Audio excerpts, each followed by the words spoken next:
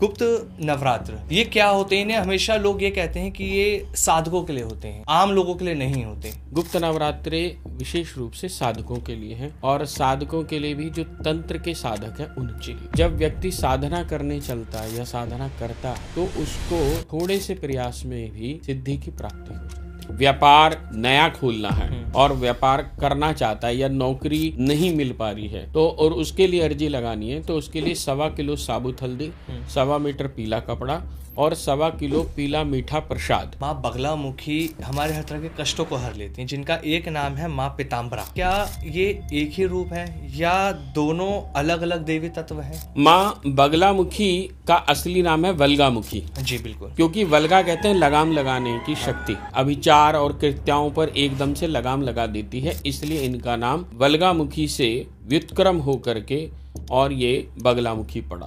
अब उनका स्वरूप हो जाता उग्र। उग्र इसलिए क्योंकि तू मेरे साधक को बार बार परेशान कर रहा है, तो इसलिए वो उग्रता के साथ आती है। उनकी शक्ति और उग्र हो जाती है और उनके मंत्र बिल्कुल अलग होते हैं जी माँ प्रत्यंगिरा के। उसके साथ इस तरह की गलत चीजें हरकतें होनी शुरू हो जाती हैं कि उसका शरीर टूट रहा है। वो अगले दिन सुबह उठती है तो उसको ये फील होता है कि जैसे मानो उसके साथ किसी ने कि हमारे ऊपर काली माता आती है, हमारे ऊपर माँ की कृपा है और साक्षात दर्शन हमें हो जाते हैं हनुमान जी के। ये कैसे दावा कर देते हैं लोग? देखिए वो सब चीजें नहीं है। हनुमान जी महाराज नहीं आ रहे हैं या माँ काली नहीं आती। हाँ, वो अच्छा। छोटे लेवल के दूत वो दूत आते हैं। द्रौपदी को जिस समय में चीरहरण के लिए दुशासन खींच करके लेकर के गया तो वह उस समय में जाप में थी। जय माई की, कैसे हैं आप सभी? स्वागत है आपका हमारे इस पॉडकास्ट में, द पॉडकास्ट रूम के नेक्स्ट एपिसोड में। आज कुछ खास आप सभी लिए हम लेकर आए हैं। गुप्त नवरात्र आने वाले हैं। गुप्त नवरात्र क्यों खास रहते हैं? क्या है गुप्त नवरात्र? क्या आपको पता है? शायद बहुत सारे लोग ऐसे हैं जो केवल ये जानते हैं कि गुप्त नवरात्र का मतलब है तंत्र। तंत्र से लोग इसे जोड़ देते हैं, क्योंकि हम शारदीय नवरात्र जानते हैं, हमने शारदीय नवरात्र के बारे में हर जगह सुना है। लेकिन ये गुप्त नवरात्र क्या होता है? साल में 4 नवरात्र होते हैं, जिसमें से एक गुप्त नवरात्र है जो साल के दूसरे हफ्ते में शुरू हो रहे हैं। इसके बारे में बहुत कुछ खास होगा। साथ ही माँ बगलामुखी के बारे में हम बात करने वाले।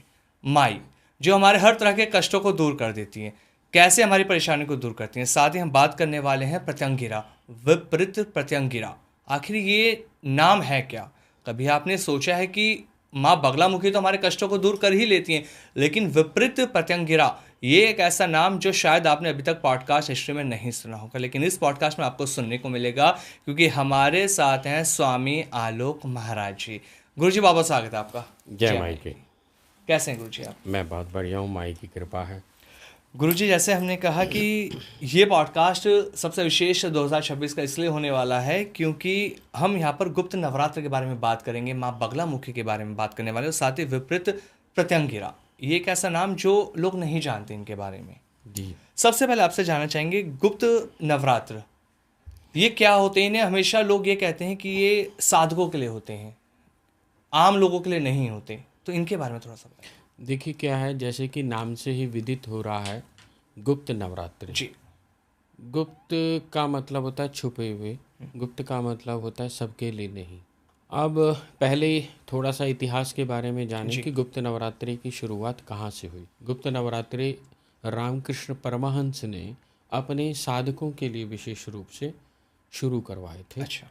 और इस समय में जो विशेष रूप से इस समय में जो पूरा ऐसा एक वातावरण होता है जी प्रकृति का कि जब व्यक्ति साधना करने चलता है या साधना करता है तो उसको थोड़े से प्रयास में भी सिद्धि की प्राप्ति हो जाती है। अच्छा। परंतु ये सभी के लिए नहीं है। विशेष रूप से जो गृहस्थ लोग हैं जी उनके लिए गुप्त नवरात्रि का प्रयोजन नहीं है, उनके लिए सामान्य नवरात्रि होते हैं। गुप्त नवरात्रि विशेष रूप से साधकों के लिए हैं। अच्छा। और साधकों के लिए भी जो तंत्र के साधक हैं उनके लिए ये माई की असीम कृपा पाने के लिए है। और जैसा कि हम सब जानते ही हैं कि माँ बगलामुखी की जो साधना है जी गुप्त नवरात्रों में जब करी जाती है तो उसका फल अधिक प्राप्त होता है। अच्छा। जल्दी प्राप्त होता है। तो गुप्त नवरात्रों में हम अर्जी कैसे लगा सकते हैं, क्योंकि जीवन में रुकावटें तो बहुत सारी हैं, अब अर्जी हमें लगानी नहीं आती, तो हम कैसे अर्जी लगा सकते हैं गुप्त नवरात्र में? देखिए, एक चीज़ और समझने की बात है, सामान्य भाषा में एक मैं जी। बात कर रहा हूँ। जब हम कुछ भी कार्य करने जाते हैं किसी डिपार्टमेंट में, हाँ। तो पहले हम एक अपनी एप्लीकेशन लगाते हैं जी बिल्कुल। कि हमें ये काम है, हमें ये किसी बड़े मिनिस्टर से, तो पहले एक एप्लीकेशन लगाई जाती है। तो हर काम को करने का एक सही तरीका आना चाहिए। जी। जब तक हमें वो तरीका ही नहीं आता तो वो काम भी ऐसे ही डामाडोल स्थिति में पड़ा रह जाता है। बिल्कुल। तो माई के से कार्य अच्छे तरीके से हो पाए, इसलिए उसके लिए अर्जी लगाई जाती है। अच्छा। अलग अलग प्रकार की अलग अलग अर्जियां लगती हैं। जैसे बहुत सारे लोग हैं जो कहते हैं कि कारोबार नहीं है चल रहा, हाँ हाँ, विवाह में रुकावटें हैं, तो ये सारी माई के सामने अर्जी लगाई जा सकती है। बिल्कुल। अब अर्जी लगाने का तरीका क्या है, अर्जी कैसे लगाई जाती है, उसके बारे में एक बार हम बात कर लेते हैं।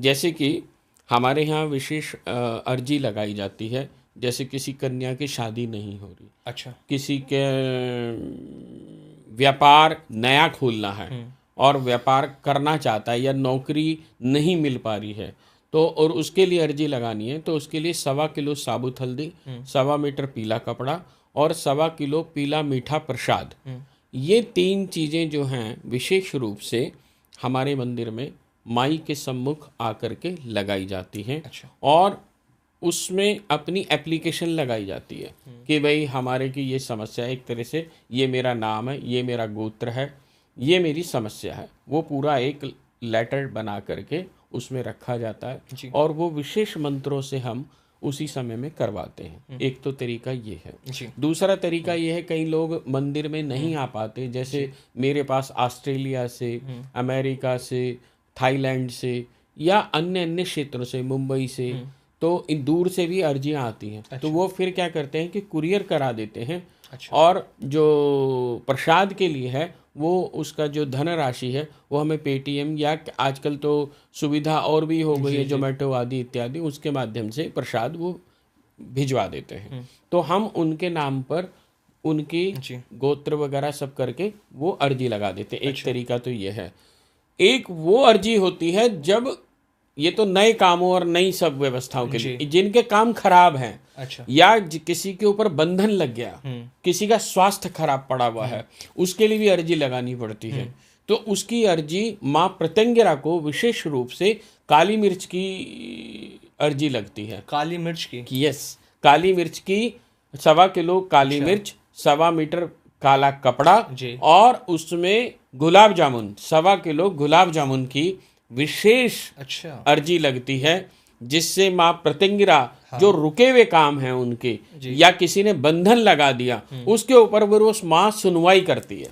अच्छा, मतलब कुछ भी अगर बंधन है तो इस अर्जी से सारी चीजें पूरी बिल्कुल। अब वो अर्जी पहले लगेगी। ये तरीका है उस अर्जी को।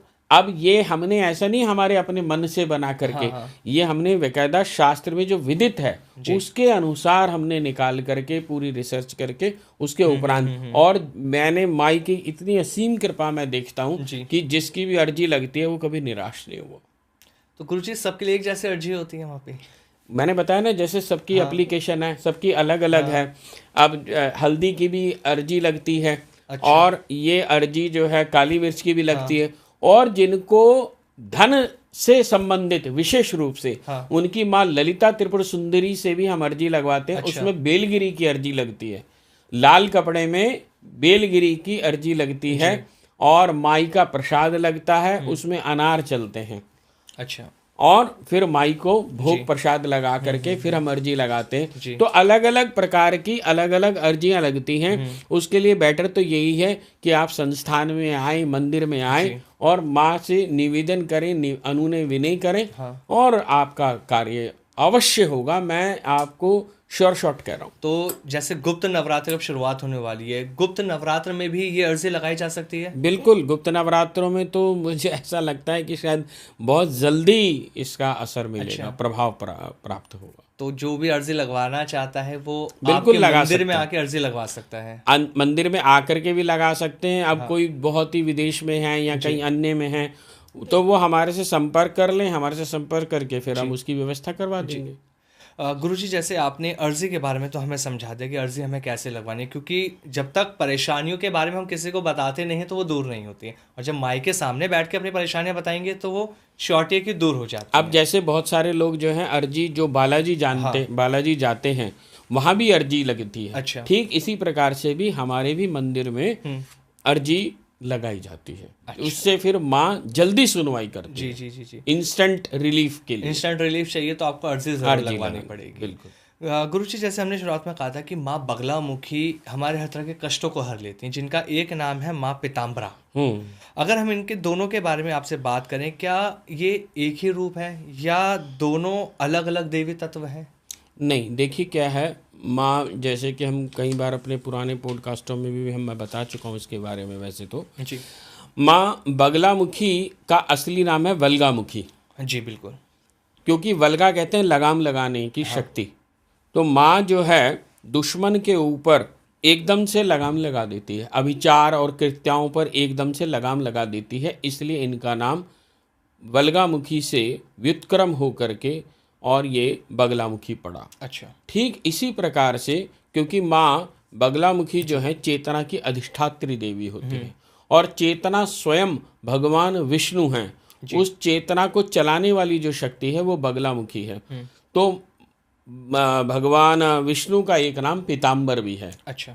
और पीताम्बर विष्णु का एक नाम है और उनको चलाने वाली शक्ति, इसलिए इनको पीताम्बरा कहा गया। अच्छा। एक तो ये पीत वर्ण पहन करके रखते हैं, पीत वर्ण से खुश होती हैं और इनको सब कुछ पीला ही पसंद है जी। तो इसलिए इनका पीताम्बरा इनका नाम है।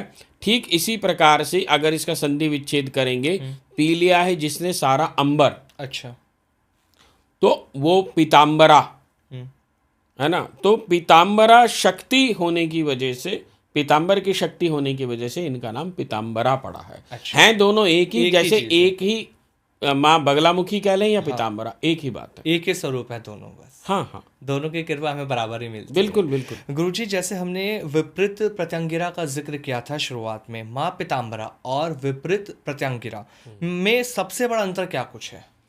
देखिए, माँ बगलामुखी, माँ पीताम्बरा जो हैं या माँ बगलामुखी जो हैं, वो बच्चों के कष्ट, अपने साधकों के कष्ट दूर करती हैं, इसमें तो कोई संशय है ही नहीं।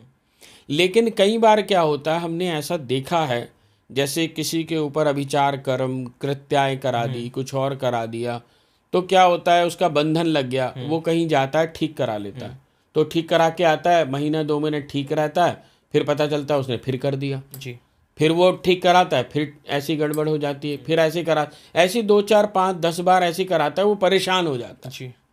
तो परेशान हो जाता है, तब उसको ऐसे चाहिए, तो उस समय में माँ प्रत्यंगिरा जी उग्र स्वरूप ले लेती है। माँ बगलामुखी ही प्रत्यंगिरा स्वरूप हो जाती हैं, क्योंकि इनके मंत्र बिल्कुल अलग हो जाते हैं जी। तो फिर ऐसे उसकी खैर नहीं है। अच्छा। तो उसमें क्या करती है माँ कि जो वो अभिचार कर्म या गलत कार्य इसके लिए करता है, वो वापस विपरीत यानी उसी के पास भेज देती है। अच्छा। जो गलत कर रहा है वो गलत साधक का नहीं होता, साधक उस गलत उसका होता है जो करा रहा होता है, इसलिए इनका नाम विपरीत प्रत्यंगिरा है। अच्छा। ये सारी की सारी जो भी गलत चीजें हैं वो सारी उधर चली जाती हैं। जैसा आपने कहा ना उग्र होता है, क्यों है स्वरूप इनका उग्र? देखिए, जैसे एक बच्चा, 2-4 बच्चे आपस में खेल रहे हों और एक बच्चा दूसरे बच्चे को मार दे, पीट दे, तो माँ कहती है कि वो बच्चा रोता रोता माँ के पास जाता है कि माँ मुझे मेरे दोस्त ने मार दिया। तो माँ कहती है बेटा रहने दो, खेल लो, आपस में खेलते रहते हैं। फिर वो फिर पीट देता है, फिर पीट देता है। अब माँ कहती है कि तू हट, अब मैं इसको देखूंगी, अब तूने जो करना था कर लिया। अब उनका स्वरूप हो जाता उग्र। जी। उग्र इसलिए क्योंकि तू मेरे साधक को बार बार परेशान कर रहा है। अच्छा। अब तेरी खैर नहीं है, तो इसलिए वो उग्रता के साथ आती है, उनकी शक्ति और उग्र हो जाती है। अच्छा। और उनके मंत्र बिल्कुल अलग होते हैं जी माँ प्रत्यंगिरा के। ये शक्ति जैसे हमने इस स्टार्टिंग में नाम लिया ना विपरीत क्यों कही जाती है? विपरीत इसीलिए कही जाती है कि विपरीत हो गया, मतलब भेजा था उसने इसके खराब करने के लिए, वो विपरीत चला गया उसी के पास जिसने करवाया था। तो विपरीत चला गया ना जी। तो इनके मंत्र इतने शक्तिशाली और इतना सब कुछ हैं कि जिसकी वजह से उनके वो जो गलत कार्य कर रहा था वो गलत इसका ना हो करके जिसने करवाया था उसी का गलत हो गया, तो विपरीत हो गया।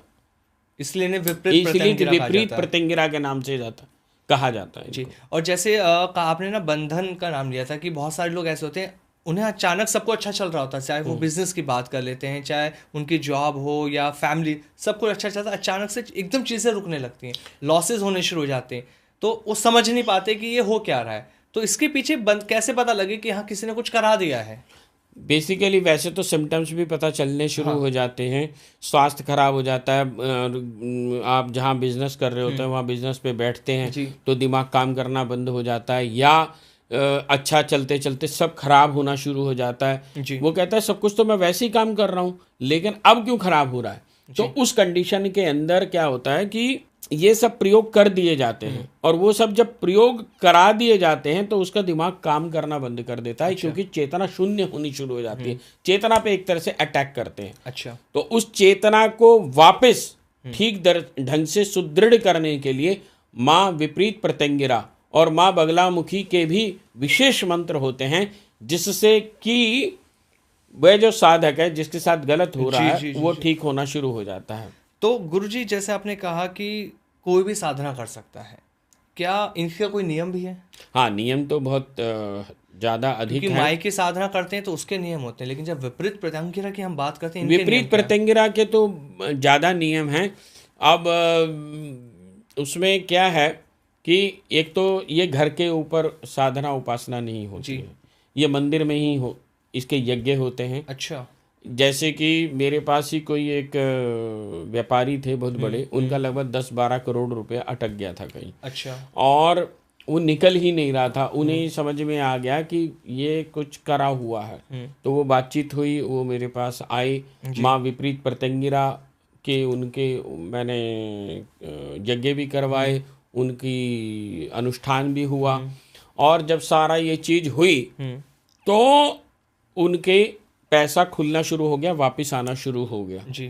वापस जब आया तब उन्हें विश्वास हुआ कि हाँ ये बंधन लगा हुआ था। अच्छा। और वहाँ उन्हें स्पष्ट रूप से रात्रि के अंदर स्वप्न में भी दिखा दिया जिसने वो बंधन लगाया था। अच्छा, वो दिख जाता है? वो दिख गया। और दूसरा, जिन्होंने बंधन लगाया था अब वो परेशान होने लग गए और ये खुल गए। तो गुरुजी जैसे आपने वो परेशान होने लगे, जब किसी से बंधन हटवाया जाता है किसी के ऊपर से, तो क्या बहुत सारे लोग ना ये मानसिकता होती है कि मेरे ऊपर से हट गया, मैं चाहता हूँ कि उसके ऊपर ये चला जाए? नहीं, ऐसा हम नहीं करते हैं। हाँ। कि भी किसी पे चला जाए जी। लेकिन ये माँ का न्याय है। अच्छा। देखिए, जैसे सपोज कीजिए किसी ने किसी का कत्ल कर दिया। हाँ। है ना, जब कत्ल हो गया और वो कोर्ट में केस चला गया और वो साबित हो गया कि इसने कत्ल, तो वो सजा तो भुगतेगा ना। बिल्कुल। तो तुमने कत्ल ही क्यों करा? बस सीधी सी बात तो ये है ना। अगर आप सही हैं तो फिर न्याय आपके लिए, आपको न्यायालय कुछ कहेगा ही नहीं। बस आपको खुद को बचाना है, माई उसका बुरा उसका अच्छा अपने आप देखेंगे, अपने आप देखेंगे, माँ अपने आप करेगी। आप मानसिकता बिल्कुल मत रखिए। बिल्कुल बिल्कुल बिल्कुल। जब हम माई का नाम लेते हैं ना तो न्याय दिलाने वाली है, हर तरह के कष्टों को हरने वाली है। बिल्कुल लगातार है। बहुत सारे लोग कोर्ट केस के अंदर फंस जाते हैं, झूठे मुकदमे उनके ऊपर लग जाते हैं। तो इसमें माई की साधना कैसे काम करती है? देखिए, मेरे पास आज की तारीख में जो सबसे ज्यादा केस हैं वो डिवोर्स के केस हैं जी।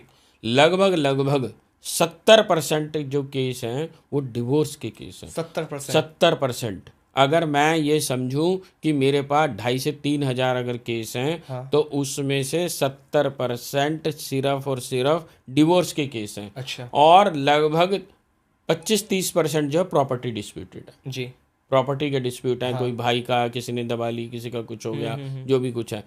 लेकिन हर जगह मैं एक और विश्वास बड़ा वो है, चाहे वो कन्या हो चाहे वो लड़का हो, जो भी माई के शरण आता है उसे बड़ा न्याय मिलता है। अच्छा। और उसमें ये भी है कि जैसे कई बार लड़कियां गलत मांगती हैं या लड़के नहीं दे रहे होते हैं, पैसा नहीं दे, एलिमनी नहीं देते हैं या कुछ है, तो माई की कृपा से उनको मिल जाता है सब कुछ। अच्छा। बहुत ऐसे, पता नहीं, मतलब अगर मैं बताने लगूंगा शायद 2-4 पॉडकास्ट तो सिर्फ इसी के इंसिडेंट्स में निकल जाएंगे।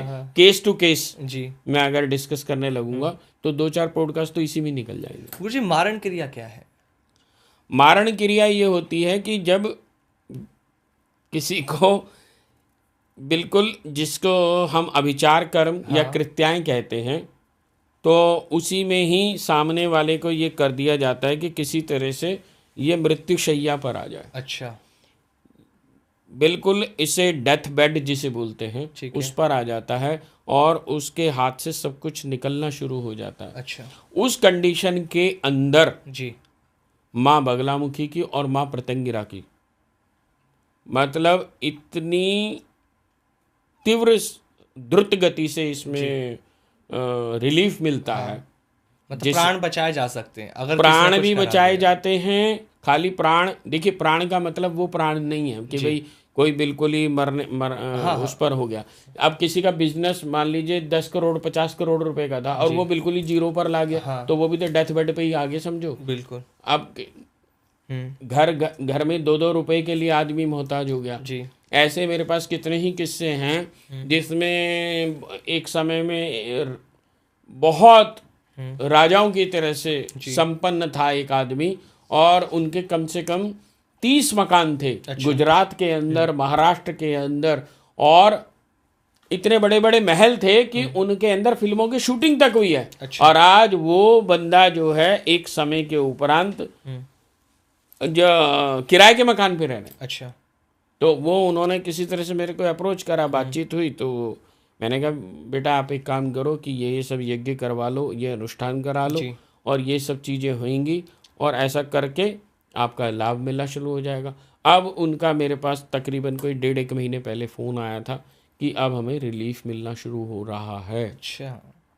तो ये तो मैंने बताया ना कि ये जब ऐसी क्रियाएं हो जाती हैं, सालों से लगे हुए, कोई 10 साल से परेशान है, कोई 12 साल से परेशान है, कोई 2 साल से परेशान है, तो माँ उनका न्याय कराती है। गुरुजी बहुत सी बार एक चीज़ और भी तो देखी जाती है ना, अगर हम महिलाओं की बात कर लेते हैं, लड़कियों की, तो उनके ऊपर सबसे जल्दी वशीकरण जैसी चीज़ें हो जाती हैं, उनको अपने वश में लोग करने की कोशिश करते हैं। कुछ ऐसे तंत्र भी कर दिए जाते हैं कि महिला समझ नहीं पाती उनके साथ क्या हो रहा है, गलत चीज़ें उनके साथ होती हैं, उन्हें बाद में एहसास होता है कि हमारे साथ कुछ हुआ। बिल्कुल बिल्कुल बिल्कुल। इस कंडीशन में कैसे बच सकते हैं? इस प्रकार में इस तरह से भी बहुत ज़्यादा होता है कि रात्रि में कन्या सो रही है, उसके ऊपर ऐसे रेप अटेम्प्ट टाइप से होना शुरू हो जाता है, उसके साथ इस तरह की गलत चीज़ें हरकतें होनी शुरू हो जाती हैं कि उसका शरीर टूट रहा है। वो अगले दिन सुबह उठती है तो उसको ये फील होता है कि जैसे मानो उसके साथ किसी ने रेप करा है। और कितनी जगह तो यहाँ तक बताती हैं कन्याएं कि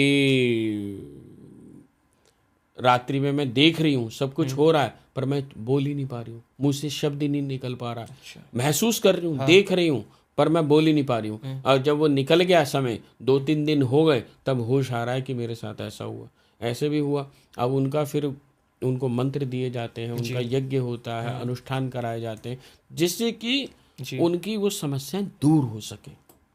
तो गुरुजी बहुत सारे लोग तो गलत नियत से ही सारी चीजें करते आ रहे हैं। आपने बहुत सारे केस देखे हैं ऐसे। हाँ, गलत नियत से ही होते हैं, और उस सब चीज़ों को बचाने के लिए और बचने के लिए सही मायने में ये जो गुप्त नवरात्रे हैं, इन गुप्त नवरात्रों में साधना अगर कोई कर ले खुद ही, तो हम तो यही प्रेरित करते हैं कि भाई खुद करो जी। आप खुद करोगे, आपकी समस्या है, आप खुद मेडिसिन खाओगे, आपकी बीमारी है, दूर हो जाएगी।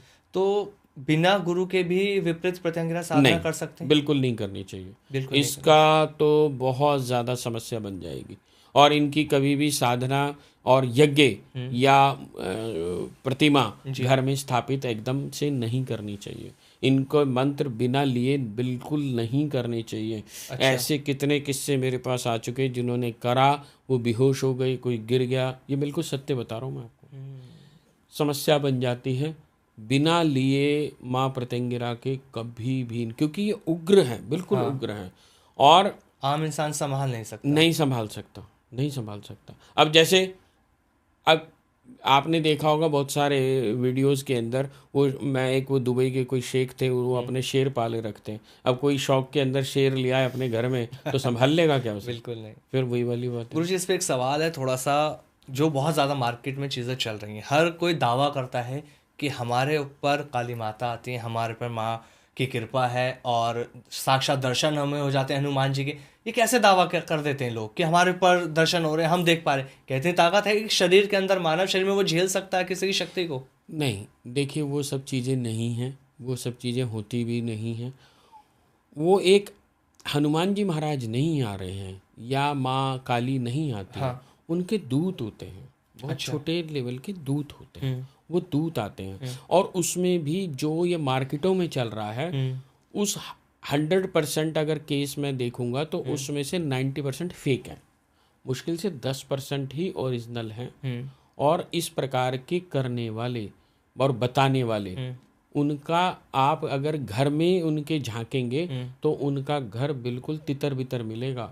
उनके बच्चे कहीं भी शांत नहीं मिलेंगे जो इस प्रकार की व्यवसाय में लिप्त हैं, या उनका बुढ़ापा बहुत खराब जाता है। मैं सैकड़ों केस जानता हूँ, सैकड़ों, जी जी, कि जो इस प्रकार के व्यापार में बना लिया उन्होंने, या इससे धन अर्जन कर रहे हैं, या सिर्फ इसलिए शेखी बगाड़ने के लिए कि देखो जी हमारे पास तो ये है, हमारे पास इतनी बड़ी शक्ति है, लोग हमें पूजें, लोग हमें ये जाने। वो एक्टिंग करते हैं, ऐसे करेंगे, कोई कुछ करेगा, कुछ करेगा, वो उस तरह से जो निकाले जाती हैं, वो सब जितने भी ये सब करे जाते हैं, वो सही मायने में बाद में इन्हें समझ में आता है, एक अवस्था के बाद, एक उम्र के बाद, कि सब लुट गया, कुछ नहीं बचा। मैं ऐसे लोगों को स्पष्ट रूप, मुझे एक बात बताओ, रामकृष्ण परमहंस से बड़े कोई साधक हुए?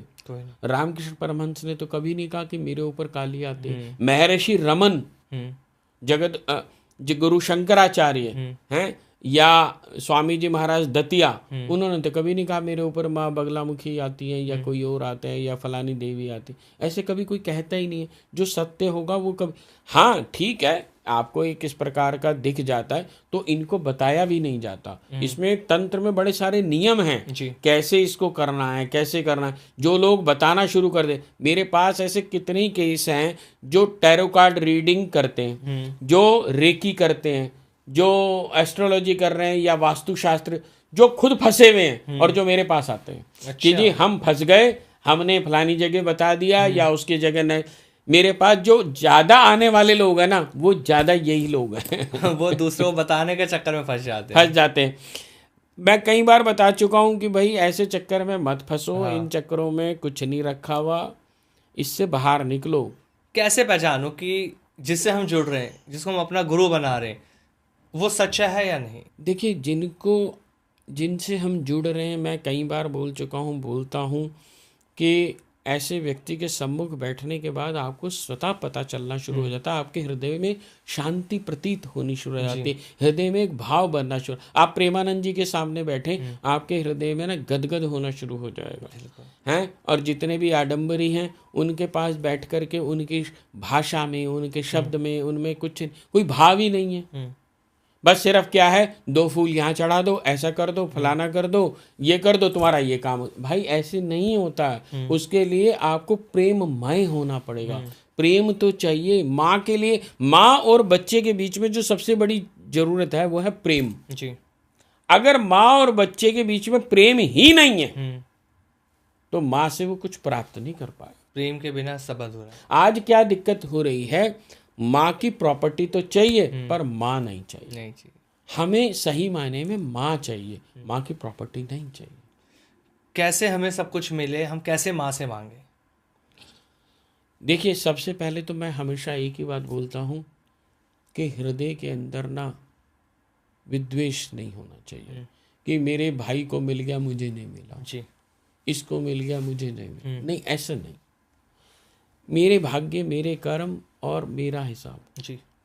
माँ के सामने रोना आना चाहिए। तुम्हें अगर सच्चे हृदय से उसके सामने रोना आना आता है। दूसरी बात है, अपने कर्म पर विश्वास रखो। आज क्या है कि उसने फलाने की फैक्ट्री खोल ली, उसने ऐसी दुकान खोल ली, उसका बहुत बढ़िया चल, अपना दुकान बंद करके वो काम करना शुरू कर। ये एक सबसे बड़ी बात है। मैं हमेशा एक बात बोलता हूँ, इच्छा शक्ति, ज्ञान शक्ति और क्रिया शक्ति, ये तंत्र के रहस्य हैं। इच्छा जो है उसी का ज्ञान लो और उसी की क्रिया करो। अगर ये ट्रायंगल पूरा हो रहा है, आप सक्सेस मिल जाएगी। अब जब आपकी इच्छा तो कुछ और है, ज्ञान आपने कुछ और ले रखा और क्रिया कुछ और कर रही है, तो कैसे सक्सेस मिले? लाइफ का बहुत बड़ा ट्रुथ बताया आपने। ये सत्य है। हाँ। और सही मायने में आदमी जो है ना, आज किसी से पूछ लो, छोटे बच्चों से जो ग्रेजुएशन करके निकल रहे हैं कि भाई बेटा तू क्या करना चाहता है, जी मैं अमीर बनना चाहता हूँ। अरे अमीर बनना कुछ वो नहीं होता, आप सक्सेसफुल बनो, बिल्कुल। आप मेहनत करना सीखो, मेहनत करो, उसके अंदर घुस जाओ, बिल्कुल डीप स्टडी करो उसकी, किसी भी चीज की। ऐसा थोड़ा ना है कि आप बस ऊपर ऊपर से। अगर आपको मोती की चाहत है, अगर आपको मूंगा चाहिए, तो समुद्र में आपको छलांग लगानी पड़ेगी और डीप में जाना पड़ेगा। स्विमिंग पूल में कभी मोती नहीं मिला करते। ये तो हकीकत है, लोग सिर्फ ऊपरी ऊपरी चीजें देखना पसंद करते हैं। बस वही तो समझ। मुझे भी आपने काली का जिक्र किया था, माँ काली का, लेकिन मैं काली प्रत्यंगिरा और बगला प्रत्यंगिरा में अगर मैं अंतर की बात करूँ तो क्या अंतर है इन दोनों में? देखिए, दोनों ही उग्र स्वरूप हैं, माँ बगला का भी और दोनों के मंत्र बिल्कुल भिन्न है। मंत्र भी भिन्न है? हाँ, बिल्कुल भिन्न है। वहाँ माँ काली के मंत्र चलते हैं काली प्रत्यंगिरा के साथ, और बगला प्रत्यंगिरा के साथ माँ बगला अच्छा। उनके चलते हैं। लेकिन माँ बगला प्रत्यंगिरा में विशेष रूप से क्या होता है कि इमीडिएट इंस्टेंट स्तंभन होना शुरू हो जाता है। अच्छा। यानी कि अगर सामने वाला कोई गलत कर रहा है तो उसको एकदम से स्टैग्नेट कर देगी माँ। वो गलत करना बंद करना शुरू करना पड़ेगा उसको। ऐसा नहीं है कि वो गलत करता ही रहेगा और माँ उसे छोड़ देगी, इम्पॉसिबल है।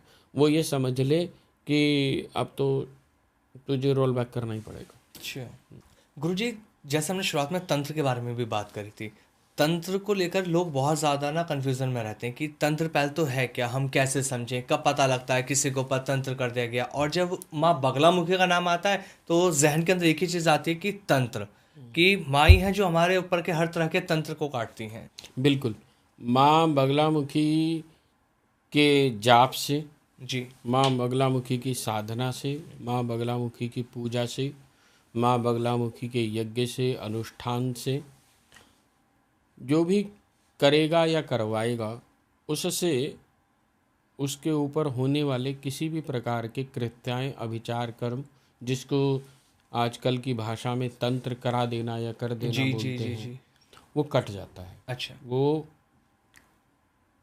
अब किस ढंग से करा जा रहा है, क्या तरीका है, क्योंकि मैं तो अपने यहाँ का जानता हूँ, बाकी का तो मैं नहीं जानता। आपके यहाँ किस तरह से उतारा किया जाता है? हमारे यहाँ बेसिकली उतारे भी होते हैं। हमारे यहाँ जो हम लोग यज्ञ के अंदर विशेष आहुतियाँ, जैसे मैं कई बार पहले भी चर्चा कर चुका हूँ कि माँ धूमावती की जो आहुति आती है, माँ प्रत्यंगिरा की आहुति आती है, उसमें हम लाल मिर्च के बीज, लाल मिर्च, काली मिर्च, नमक, अच्छा, और फिटकरी, नीम की पत्ती, सरसों के तेल, काली हल्दी, ये सब का प्रयोग होता है। लेकिन कब कहाँ किसका प्रयोग करना है ये तो डॉक्टर को पता है ना, कि भाई किस समय में कौन सी दवाई देनी है। अब किसके साथ वशीकरण की समस्या हुई है, या किसी के साथ कोई अभिचार कर्म हुआ है, किसी का कोई व्यापार का बंधन हुआ है, या अन्य कोई क्रिया हुई है, तो उसके अनुरूप ही उसके सामग्री का इस्तेमाल करना पड़ता है कि काली हल्दी कहाँ इस्तेमाल करनी है, आंबा हल्दी कहाँ इस्तेमाल करनी है, या सूखी हल्दी कहाँ इस्तेमाल, काली मिर्च कहाँ इस्तेमाल करनी है। हर जगह काली मिर्च नहीं लगा सकते, हर जगह पीली मतलब पिसी हुई हल्दी नहीं होती, या साबुत हल्दी नहीं होती। नीम की पत्ती कहाँ लगानी है, सरसों का तेल कहाँ चलेगा, या सबको मिला के कैसे लगाना है, नमक का सरसों के तेल और इन सब की माँ विशेष रूप से प्रत्यंगिरा के विपरीत प्रत्यंगिरा के ऊपर इसमें करने से, तो जो भी अभिचार कर्म इसके ऊपर हुआ, यानी कि जो भी गलत क्रियाएं हुई हैं वो वापस चली जाती है। जी। लेकिन वो समझना पड़ता है एक डॉक्टर को, जैसे कि आप बता पाते हैं देख के कि हाँ क्या परेशानी है, बिल्कुल उसी के अनुसार ही उसका उपचार निर्धारित किया जाता है। हर एक को आप न्यूमलाइजर नहीं दे सकते ना, जैसे सबको एक जैसा मंत्र बता दिया जाता है, ये मंत्र कर लो, ऐसा नहीं, ये नाम ले लो, ये ठीक हो जाएगा, ऐसा नहीं होता। गुरुजी, तांत्रिक मंत्र, साबर मंत्र और वैदिक मंत्र, ये नाम बहुत सुनते हैं हम लोग, लेकिन इनके अंदर का फर्क हमें नहीं पता, क्या फर्क है, इसको आप समझाइए। देखिए आमिर जी, मैं एक बार कई बार आपके साथ पॉडकास्ट कर चुका हूँ, और मैं हमेशा एक बात बोलता हूँ कि आप जब भी मेरे साथ बैठते हैं तो आप स्टडी करके बैठते हैं, गुरुजी। आप मुझे फंसाने की कोशिश करते हैं। हाँ, शाबर मंत्र, तांत्रिक मंत्र और वैदिक मंत्रों में बहुत बड़ा एक फ़र्क है। आज की तारीख में ज़्यादातर लोग ये सोचते हैं कि शाबर मंत्र कर लो। शाबर मंत्र जो करे जाते हैं ना, जी। उनके जाप लिमिटेड टाइम के लिए करे जाते हैं और वो लिमिटेड ही असर देते हैं, परमानेंट स्थायी नहीं होते हैं। जी। जो मंत्र होते हैं हाँ। प्रॉपर, चाहे वो तांत्रिक मंत्र हो या वैदिक मंत्र हो, उन मंत्रों को स्थायी करते रहने से चित्त के अंदर शांति की प्रतीति होती है। अच्छा। जिस स्थान पर आप जाएं और मन एकदम शांत हो जाए, समझ लो वहाँ पर वैदिक मंत्र या तांत्रिक मंत्र रेचे जाते हैं लगातार। शाबर मंत्र इंस्टेंट रिलीफ तो दे देते हैं, लेकिन उनको परमानेंट ना करा जाता है ना। जैसे कई लोग आते हैं तो बोलते हैं जी हम तो 5 साल हो गए शाबर मंत्र का जाप करे जा रहे हैं, हमें को तो कुछ फायदा नहीं हुआ, ये नहीं। उन्हें ये भी नहीं पता कि ये जो हमें मंत्र किसी ने दिया था ये शाबर है या अब दीक्षा के अंदर आजकल बहुत सारे लोग ना दीक्षा में ही शाबर मंत्र देने लग गए। अब इन्हें कौन समझाए कि दीक्षा हमेशा किस तरह की दी जा रही है, किस कार्य के लिए दीक्षा दी जा रही है, उसके अनुसार ही उसका मंत्र देना चाहिए। सही माने में सबसे पहले एक साधक को तैयार कराना चाहिए उसको शारीरिक रूप से। शारीरिक रूप से ऐसे कि भाई जो मंत्र वो जाप करने जा रहा है किस कार्य के लिए कर रहा है, उसको परमानेंट सोल्यूशन मिले। अच्छा। उसका चित्त स्थायी स्थिर रहे। अगर आप चित्त से ही बेचैन हैं, आप लाखों करोड़ों रुपया मान लो कमा भी लो और चित्त से बेचैन है तो क्या फायदा होगा? बेकार है, उसका कोई फायदा ही नहीं होगा। आप जब जाप कर रहे हैं, जो जाप आपके चित्त को स्थिर बनाए, बुद्धि को विवेकहीन नहीं विवेकवान बनाए, आप में खुद में डिसीजन लेने की पावर आ सके कि मैं जो ये कार्य कर रहा हूँ वो क्यों कर रहा हूँ। जैसे हमने पहले भी चर्चा करी, माँ बगलामुखी की साधना उपासना करने से चेतना प्रगाढ़ होती है। जी। चेतना जब प्रगाढ़ होगी, जब चेतना शुद्ध होनी शुरू हो जाएगी, जब उनके मंत्रों का जाप करेंगे। जैसे सपोज कीजिए किसी को सांस नहीं आ रहा या किसी के चेस्ट में कोई इन्फेक्शन हो जी, तो उसको न्यूमिलाइजर दिया जाता है, वो इंस्टेंट के लिए जाए। अब ये थोड़ा ना सारा दिन वो न्यूमिलाइजर लेके घूमता रहेगा, तो उससे तो बल्कि जो प्रभाव मिलना था वो भी हो सकता है दुष्परिणाम में बदल जाए। जी जी। तो ठीक ऐसे ही ये शाबर मंत्र जितने भी होते हैं वो इंस्टेंट रिलीफ के 1-2 साल के लिए होते हैं। अच्छा। परमानेंट के लिए नहीं होते। और जो वैदिक मंत्र होते हैं वो तो सही मायने में 1 जन्मों के लिए नहीं है। अच्छा। वो जब व्यक्ति की मृत्यु होती है तो मृत्यु के साथ यदि कुछ जाता है ना उसके साथ, जी।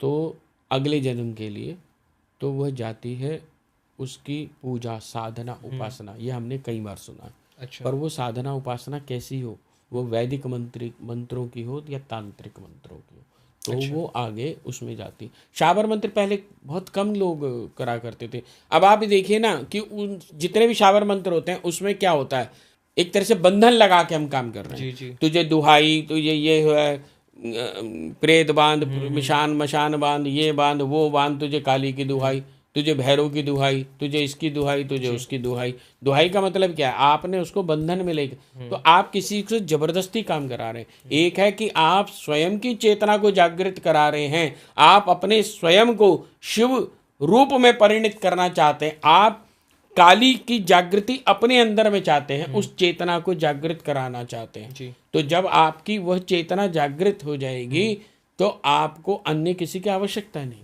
तो गुरुजी कैसे पता लगे आम भक्त जो ये पॉडकास्ट देख रहा है, अब वो अपने जीवन में खुशहाल चाहता है, वो ना ही किसी का बुरा करना चाहता, ना ही वो कुछ गलत कर रहा, वो अपने जीवन में खुशहाली चाहता, तो वो कैसे समझ पाए कि उसके लिए कौन सा मंत्र उचित होता है? वो कैसे खोजे इन चीज़ों को?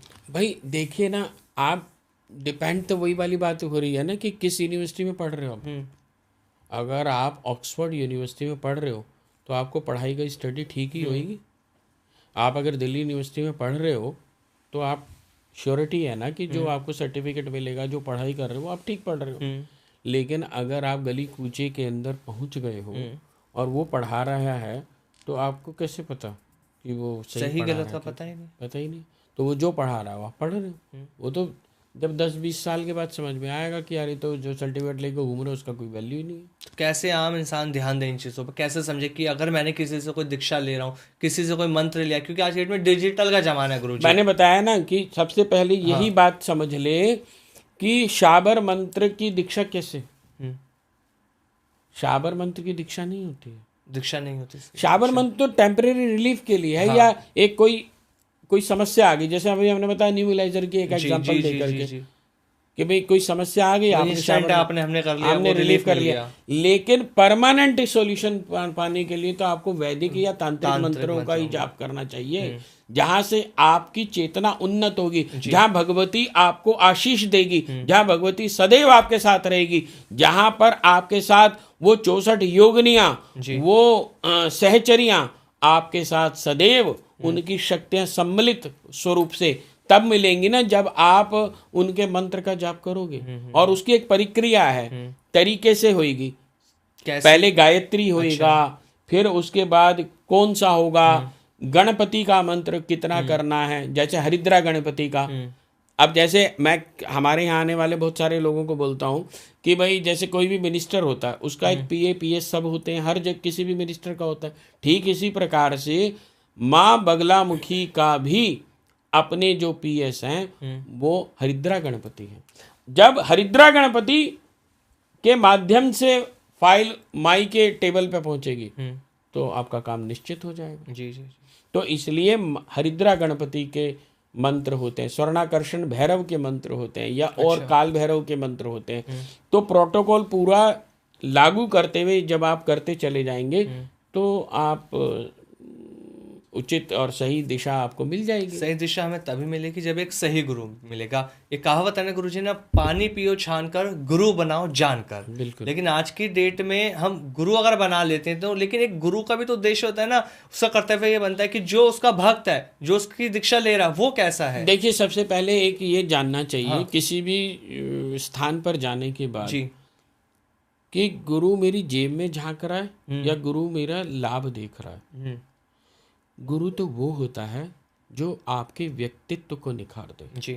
जो आप में से आपकी प्रतिभा को बाहर निकाल दे, जो अपना लाभ ना देखे, आपका लाभ देखे। गुरु और टीचर में फर्क होता है। टीचर पढ़ा के चला जाता है, गुरु सोचता है कि मेरा शिष्य जो होता है बहुत आगे जाना चाहिए। बिल्कुल। ये उसके अंदर महत्वाकांक्षा रहती है, ये उसकी कामना रहती है कि मेरा शिष्य बहुत आगे जाएगा, और वो उस प्रतिभा को जान जाता है। तभी तो कहते हैं ना कि हीरा जो होता है वो तराशने के उपरांत उसकी कीमत बनती है। जी जी जी। और वो तराशता गुरु ही है, वो गुरु ही तराश पाएगा। और जब तक एक गुरु और भक्त का मेल नहीं होता तो जीवन में आप कुछ नहीं कर सकते, सक्सेस होएगी नहीं, चाहे वो किसी भी क्षेत्र में हो। अगर आप डॉक्टर बनना चाहते हो तो अच्छा एक टीचर चाहिए ना, आपको एक अच्छी यूनिवर्सिटी चाहिए। अगर आप ऐसी एरी गैरी नत्थु कैरी यूनिवर्सिटी से पढ़ लेते हैं, फिर बाहर आते हैं, बाद में पता चलता है आपको तो सर्टिफिकेट ही बेकार, आपको तो वैलिड ही नहीं। अब क्या करें, या आपने तो गलत ही पढ़ लिया, अब क्या करें। तो ये सब चीज़ें हैं। गुरुजी आपके साथ जब भी हमने पॉडकास्ट किए, आपके और भी मैंने पॉडकास्ट देखे ना, आपने कभी भी ना पॉडकास्ट के अंदर किसी मंत्र का जिक्र नहीं किया कि आप ये मंत्र कर लेंगे तो ये हो जाएगा, क्योंकि आपका उद्देश्य रहता है कि बिना गुरु के सानिध्य में आपको मंत्र का जप नहीं करना चाहिए। लेकिन अधिकतर पॉडकास्ट हम देखते हैं, लोग बताते हैं कि माई का ये मंत्र आप जप कर लीजिएगा, परेशानियां दूर हो जाएंगी। देखिए, इसमें एक और आप अब इस दिशा की तरफ लेके चल रहे हैं तो मैं आपसे बताता हूँ, शब्द और मंत्र में बड़ा फर्क होता है। माँ के जितने भी मंत्र हैं वो गुप्त मंत्र हैं। हर जगह में ये बताया गया है ये मंत्र गुप्त है, गुप्त है, गुप्त है। अगर उस गुप्तता को हमने बिल्कुल व्याख्यान कर दिया तो फिर गुप्त तो रहा ही नहीं। बिल्कुल गुरुजी। तो जब गुप्त रहा ही नहीं तो वो मंत्र कहाँ रहा, वो तो शब्द हो गया।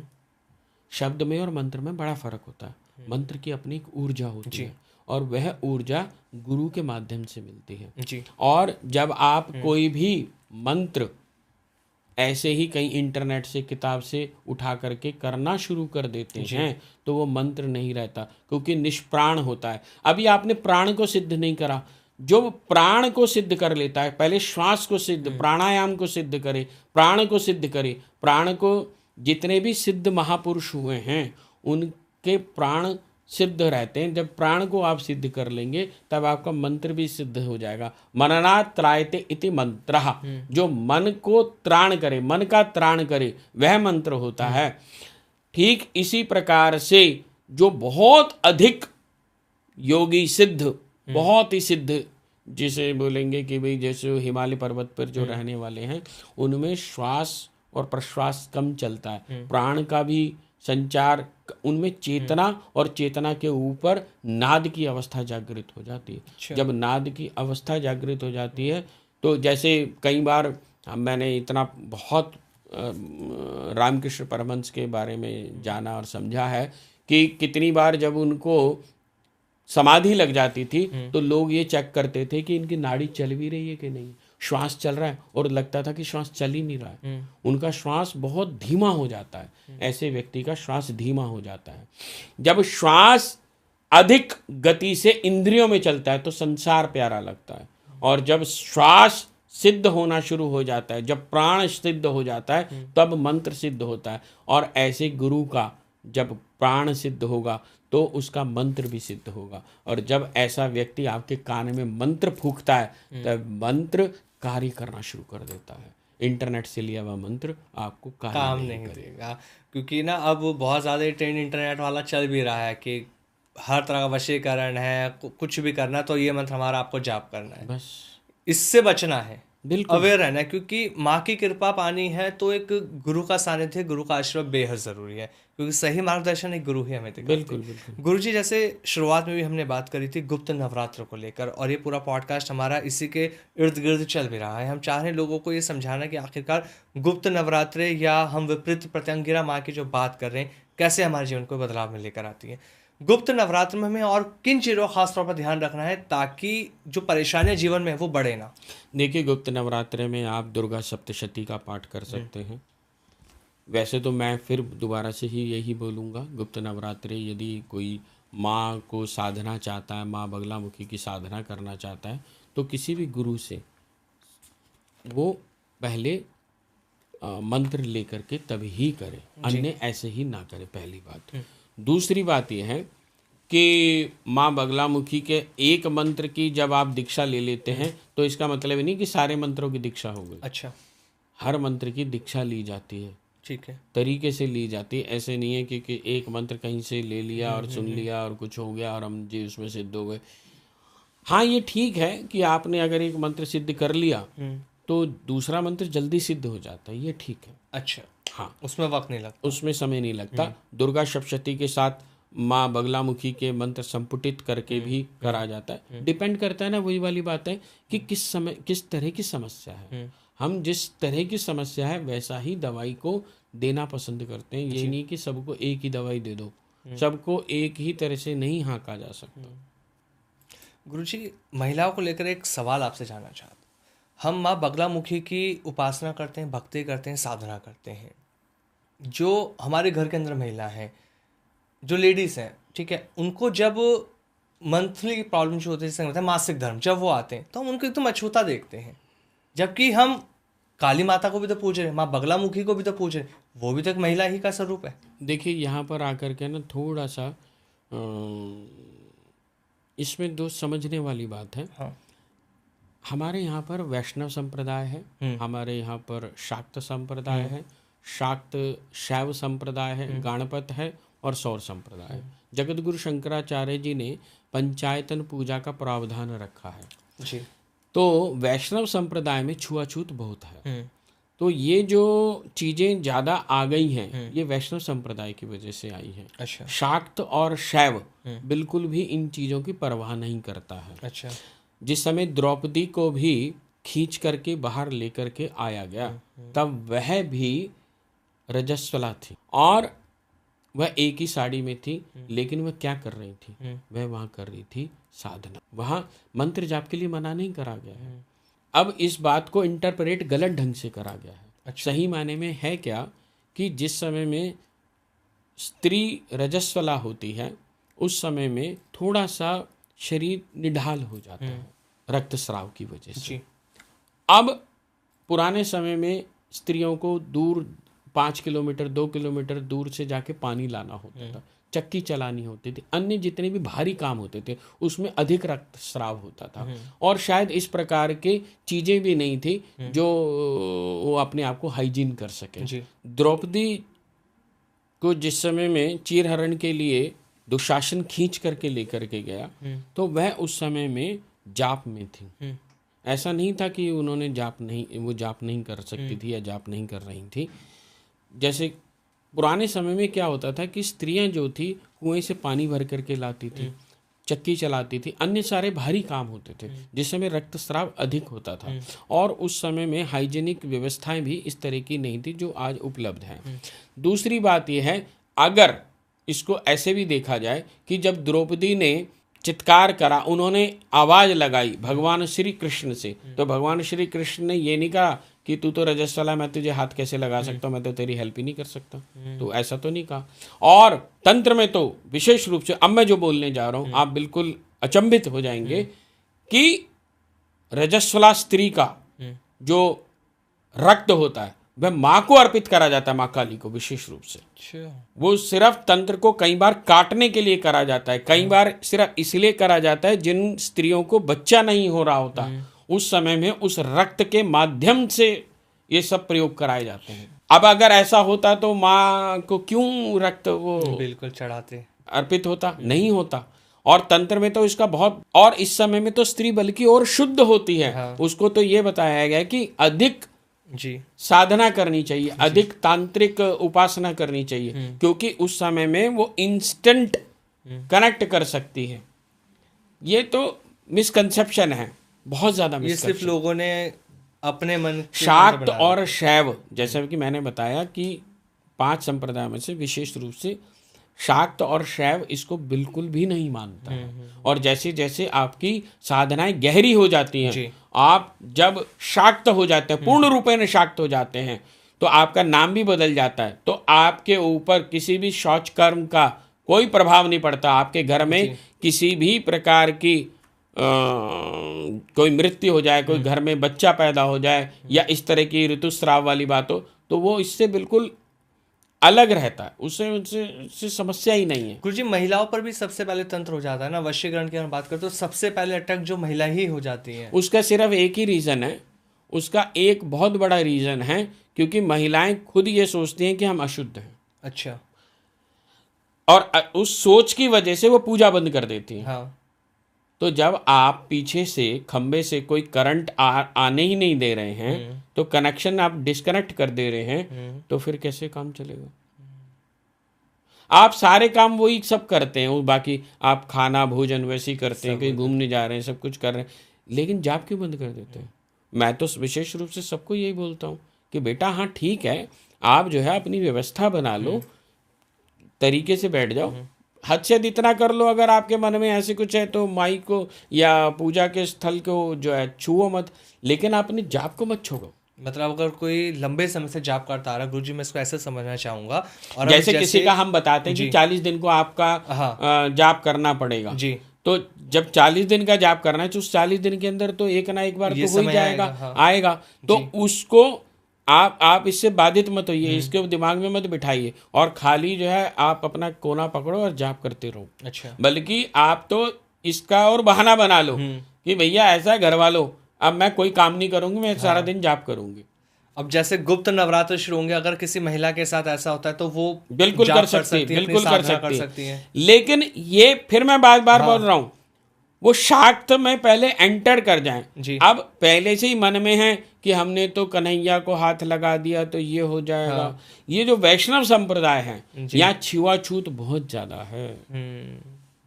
जो ऐसे मस्तिष्क से, ऐसे दिमाग से काम कर रहा है वो ना करे जी।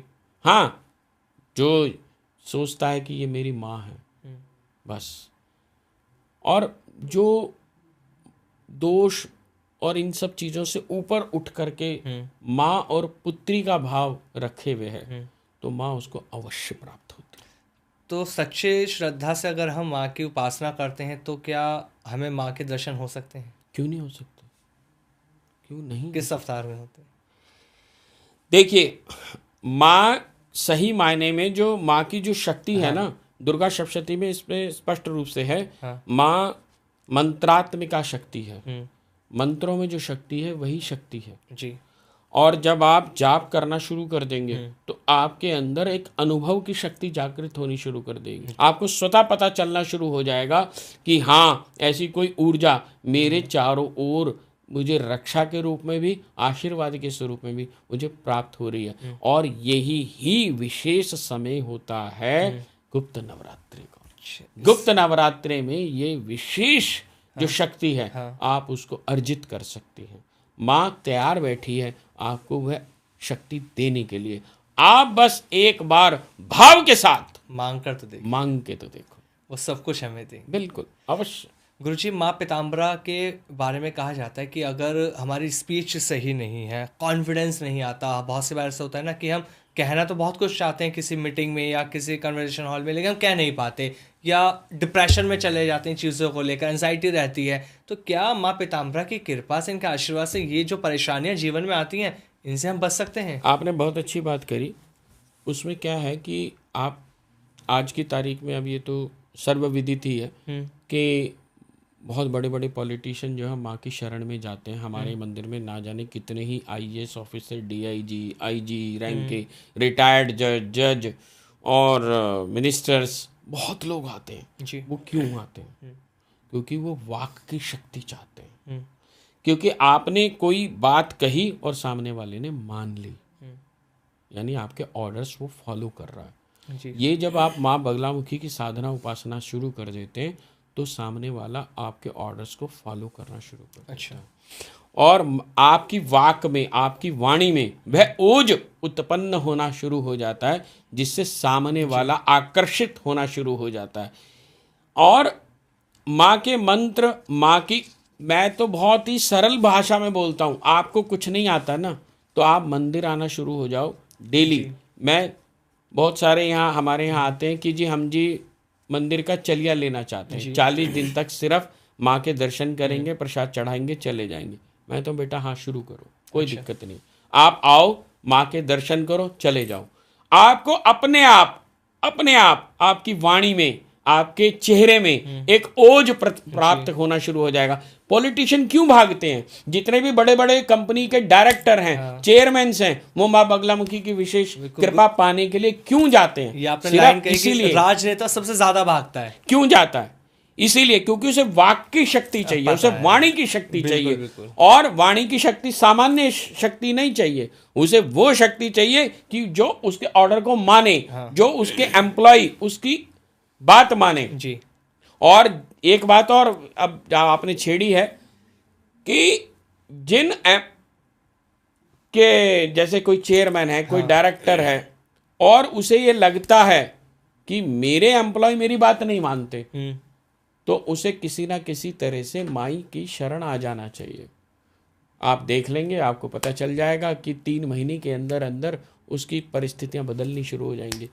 लोग उसकी बात माननी शुरू कर देते हैं क्योंकि माई के मंत्रों में इतनी शक्ति है, इतनी, मैं तो पता नहीं कितने ही चमत्कार जानता हूँ। बस मैं बोलना शुरू करूंगा तो बस बोलते ही चला जाऊंगा। तो जैसे आपके पास गुरुजी बहुत राजनेता भी आते होंगे जी, तो कोई ऐसा बताइए कि इसकी कोई राजनेता तब आया हो जब उसे लगा हो कि अब तो कुछ नहीं बचा, लेकिन माई के शरण में आके उसको सब कुछ मिला हो? मैं एक केस बहुत अच्छे से जानता हूँ और जानता क्या हूँ, मैंने माई की कृपा से ही काशी विश्व 2014 की बात है, तो 2012 में मेरा उनसे मिलना हुआ था। 2012 में जब मैं उनसे मिला, बातचीत हो रही थी कि भाई मैंने उनसे बोला कि आप टिकट के लिए तैयारी करें, तो उन्होंने कहा मुझे टिकट की संभावना लग नहीं रही है जी, तो कोशिश तो मैं करूँगा। तो फिर उन्होंने जब कोशिश करी, मैंने उनसे विशेष रूप से काशी विश्वनाथ में माँ बगलामुखी के विशेष कुछ मंत्रों का जाप करवाया और उनसे एक अनुष्ठान करवाया। 2014 में उनको टिकट भी मिला, विजय श्री भी मिली। 2014 से लेकर 2019 तक वो मेंबर ऑफ पार्लियामेंट भी बने और ऐसे ही विधानसभा में भी, दिल्ली की विधानसभा में भी मेरे पास आने वाले कई लोग हैं। ऐसे ही कोई और हैं जिनके ऊपर अभी कोई केस हो गया था रिसेंटली, किसी महिला ने गलत केस कर दिया था उनके ऊपर माई की इतनी असीम कृपा हुई कि उनके ऊपर से केस हट गया।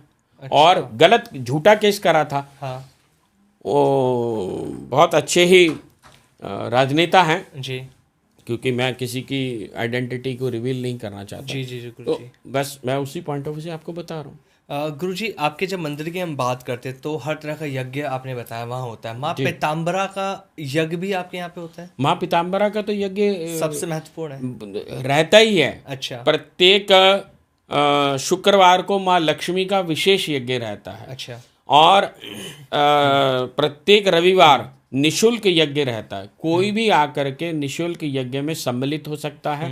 जो अपने लिए विशेष यज्ञ करवाना चाहते हैं, पूजा अनुष्ठान, पुरुषचरण आदि इत्यादि कुछ भी कराना चाहते हैं, उसके लिए भी व्यवस्थाएं वो सब हम कराते हैं। अच्छा, तो कोई भी अगर यज्ञ किसी को करना है कुछ है तो आप गुरुजी से संपर्क कीजिए। बिल्कुल कर सकते हैं, क्योंकि कष्टों को दूर करना है तो माँ की शरण में जाना माँ की शरण के जाए बगैर तो ये संभव ही नहीं है। वैसे भी आप साधारण सी बात देखो ना, जब घर कोई मोहल्ले में पड़ोस में कोई भी किसी को परेशान करता है तो हम सबसे पहले कहाँ जाते हैं? अपनी माँ का आंचल लेने ही तो जाते हैं। माँ मुझे ये समस्या आ गई है। माँ ये हद से क्या करेगी? एक बार डांट देगी, फिर कहेगी चल अच्छा ला मैं तेरी बात सुनती हूँ, बता। तो वो तो जगत जननी माँ है। पराम्बा परा भट्टारिका राज राजेश्वरी मेरी माँ बगलामुखी, वो तो इतनी कृपालु हैं, इतनी दयालु हैं। बस माँ के सम्मुख तुम आके देखो तो सही, सब कुछ प्राप्त हो, सब कुछ प्राप्त हो। गुरुजी, आखिर में आपसे जानना चाहेंगे, गुप्त नवरात्र में खास तौर पर हम किन चीज़ों का ध्यान रखें, किन चीज़ों हमें बचना है ताकि गलती से भी हम वो चीज़ ना कर बैठें जिससे माँ हमसे नाराज़ हो जाए? देखिए, गुप्त नवरात्रों में दुर्गा सप्तशती का पाठ करना चाहें कर सकते हैं यदि आपको आता है। हाँ। यदि आपके पास कोई माई का मंत्र मिला हुआ है तो आप उसको जाप कर सकते हैं। जब भी आप अगर विशेष रूप से गुप्त नवरात्रे मना रहे हैं तो इन दिनों में कोशिश करें कि जमीन पर ही सोएं, एक साधक की जीवन की तरह शैली को अपनाएं, संभोग में ना उतरें, किसी भी प्रकार के व्यसन में ना उतरें, सात्विक तरीके से पूजा उपासना साधना करें। माँ आपको अवश्य फल देगी। ये मैं आज आपको आपके माध्यम से बता रहा हूँ, सभी आपके दर्शकों को, कि आपको फल अवश्य प्राप्त होगा। बिल्कुल, माँ का फल अगर आपको प्राप्त करना है तो गुरुजी ने बहुत ही सुंदर चीज़ आपको बता दी है, इसका पालन कर लीजिए। फिर देखिए माँ बगलामुखी कैसे कृपा करती हैं। गुप्त नवरात्र आपके लिए विशेष रहेंगे, ये साधकों के लिए ही होते हैं, तो ये साधक आप भी हैं, बस आपको एक गुरु की ज़रूरत है। और ये पॉडकास्ट आपको बताया कि गुरु आपको किसको बनाना है, किसे नहीं बनाना। गुरुजी बहुत बहुत धन्यवाद, आप जुड़े, आपने इतनी अच्छी जानकारी इस पॉडकास्ट में हमें दी। जय माई की गुरुजी। जय माई की, जय माई की।